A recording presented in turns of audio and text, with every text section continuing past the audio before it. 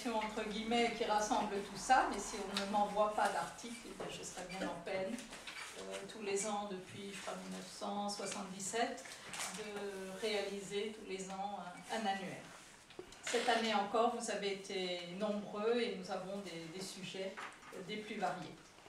Pour ceux qui l'ont déjà eu, qui l'ont déjà feuilleté, vous savez que notre annuaire démarre par un hommage à notre vice-président défunt, le père Jean Timmerman. Et d'ailleurs, la couverture représente donc la chapelle du cimetière de Yettingen, à côté de laquelle il est maintenant enterré. Chapelle qu'il avait encore rénovée cet été, qu'il avait encore eu le temps de bénir. Donc, c'est son dernier article que nous avons également mis dans l'annuaire. Donc, nous lui rendons bien sûr hommage. J'ai, à travers tous les articles de presse, les photos que j'ai pu trouver au presbytère, j'ai pu un petit parcourir toute sa vie et un peu nous faire mieux connaître cet homme qui ne parlait pas énormément de lui-même, mais qui était présent dans tous nos travaux et qui nous a tous secondés et aidés un jour ou l'autre, avec une traduction latine où on séchait lamentablement, parce qu'on n'est pas des latinistes du tout, avec une paléographie un peu difficile en allemand.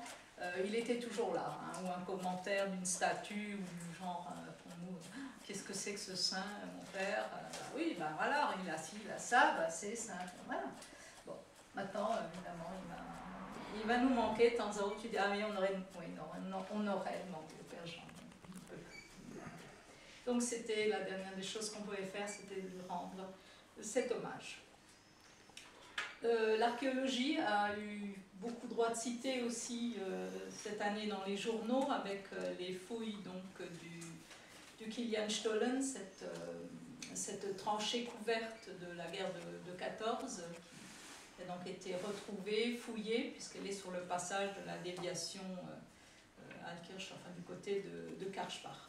Alors les archéologues, Michael Landolt, donc archéologue du père, du pôle d'archéologie interdépartemental rhénan, n'ont pas pu venir cet après-midi, mais ils vous transmettent leurs amitiés. Donc ils avaient deux chantiers, c'était celui donc, du Kilianstollen et également sur le Kastelberg, sur les hauteurs de Köstlar-Mörnach. On reprend des fouilles anciennes un peu pour les préciser et pour les continuer dans les prochaines années. Donc là, je vous invite à lire. Mais si nous avons choisi Wolferdorf, c'est bien sûr à cause de l'article de Marc Grothwohl.